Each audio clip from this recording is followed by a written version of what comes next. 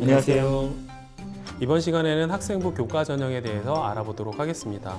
오늘 알아볼 자료는 학생부 교과 전형의 이해라는 부분인데요. 자료 출처는 2020 대입정보 119 한국대교협에서 나온 자료를 토대로 설명을 드리도록 하겠습니다.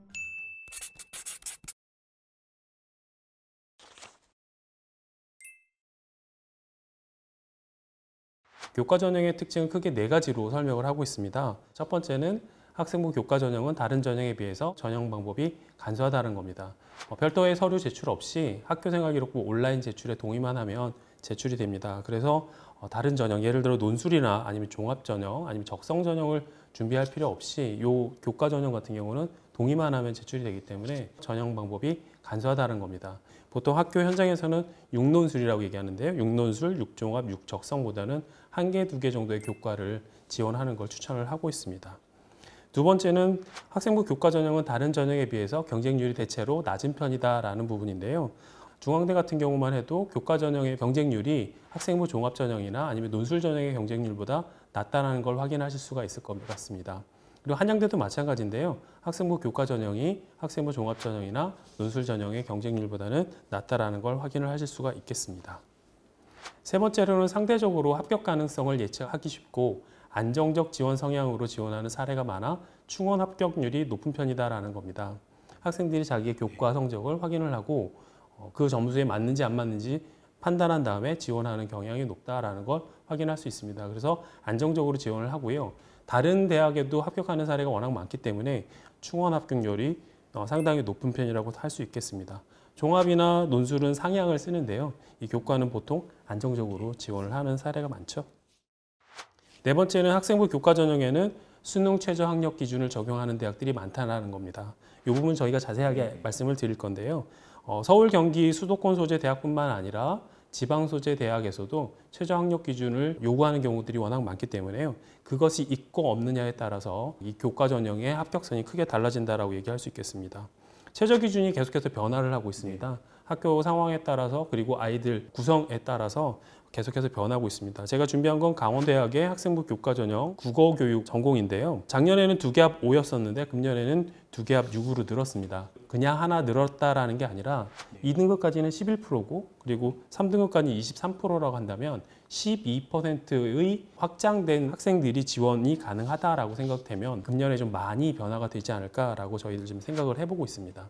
지금 보여드리는 거는 주요 대학의 학생부 교과 전형 모집 인원과 경쟁률 그리고 수능 최저 학력 기준 설정 유무에 대해서 보여드리고 있는데요. 국민대 같은 경우는 최저가 금년에 생겼고요. 세종대 같은 경우는 인원이 45명이 늘었습니다.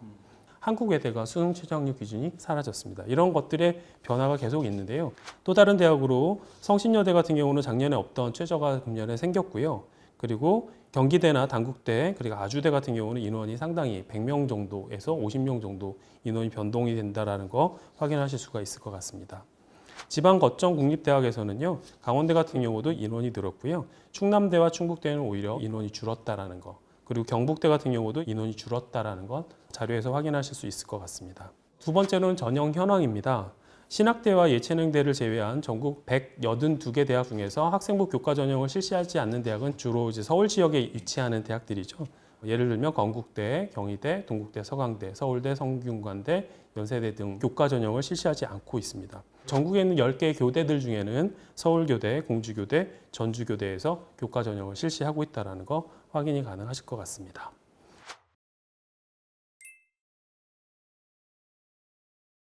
이 학생부 교과 전형을 준비하는 학생들 같은 경우에는 가장 기본이 학생부 교과 성적입니다. 이 전형 자체가 자기가 갈 수 있는 최대의 대학들 아니면 적정한 대학들을 쓰는 경향이 있습니다.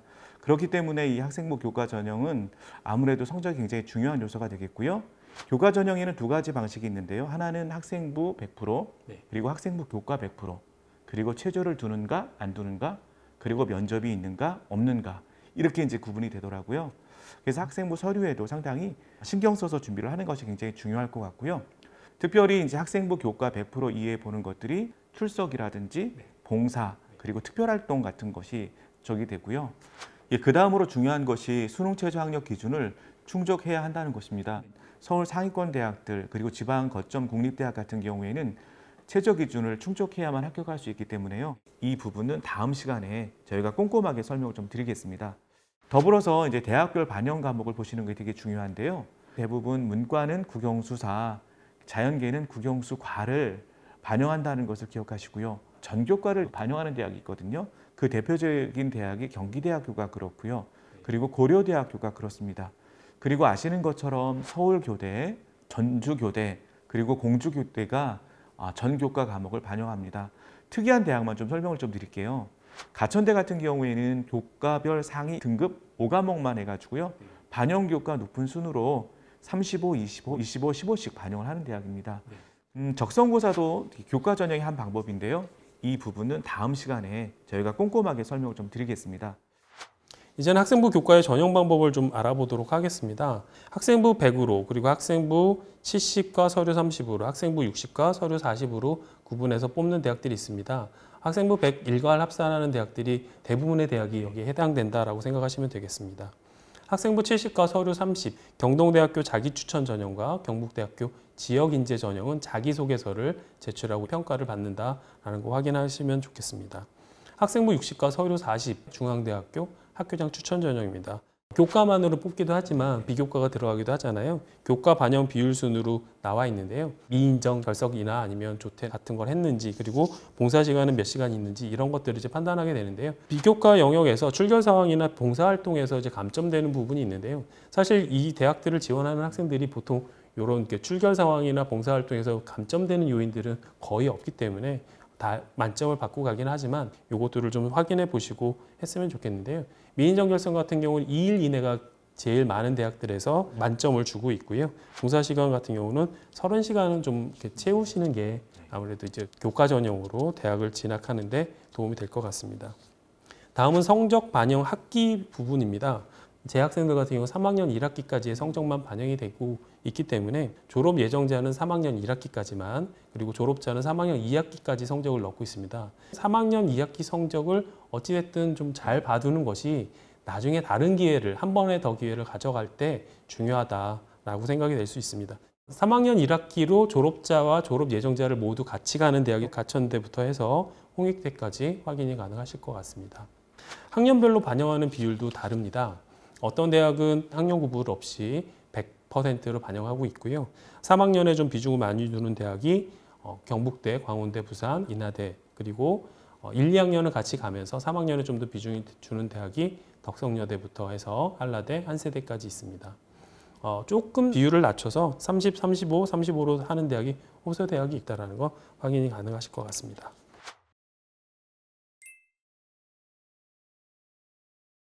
학생부 교과 전형 면접 기본적으로 서류 기반, 그리고 단순 질문형, 재심문 기반, 그리고 집단 토론 등의 유형으로 나눌 수 있다고 할 수 있겠습니다.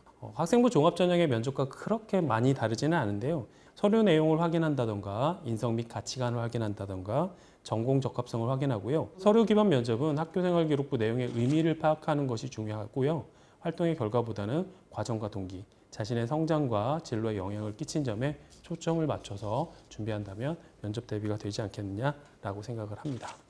단순 질문형은 학생에게 단답식의 질문을 던지고 이것에 대한 직접적이고 즉시적인 응답을 요구하는 유형인데요. 심층 면접형은 기존 구술고사의 단답식 질의응답의 한계를 보완하고 수험생의 능력을 종합적으로 평가할 수 있는 질문이기 때문에 학생들이 좀 많은 준비를 해야 되지 않겠느냐라고 생각을 합니다. 제시문 기반 면접을 생각을 해보시면 모집 단위별로 출제된 제시문과 문항을 활용하거나 단과대학별 공통 문항을 활용하는 방식으로 제시문 내용을 파악하고 이를 토대로 문제를 해결하는 그런 방식이 있겠습니다. 답변을 한다고 해서 무조건 정답을 요구하는 건 아니고요. 논리적으로 이 학생이 그 문제에 대해서 해석을 할 수 있느냐라는 걸 묻고 있는 거기 때문에 이렇게 준비하면 괜찮지 않을까라고 생각을 합니다. 네, 이어서 면접고사 내용 부분을 좀 살펴보겠습니다. 특이한 대학은 고려대학교입니다. 고려대학교는 저희가 계속해서 말씀을 드렸는데요. 인문계 1단계, 자연계 1단계 학생부 기반 면접이고요. 2단계에는 제시문 숙독을 통해서 하게 되는데 인문계는 제시문 기반 토론 면접입니다. 그리고 자연계는 제시문 기반 면접이기 때문에요. 학업 역량이라든지 복합적 사고력, 문제 해결력, 의사소통 능력 이런 부분을 종합적으로 평가하는 대학이라고 보시면 됩니다. 네, 이제는 교대에 대해서 말씀을 드리도록 하겠습니다. 후에 이제 학생들을 가르쳐야 되기 때문에요. 이 학생들의 교직관이라든지 교직 인성 부분들을 좀 확인하고 있다는 걸 볼 수 있었는데요. 서울교대 같은 경우는 교직 인성, 교직 적성, 교직 교양 이렇게 나눠서 면접을 보고 있었습니다. 이런 부분들 잘 준비하면 교과 전형을 합격할 수 있지 않을까라고 생각을 해봤습니다. 이상으로 학생부 교과 전형을 실시하는 대학 중에 면접을 실시하는 대학에 대해서 알아봤습니다. 감사합니다. 감사합니다.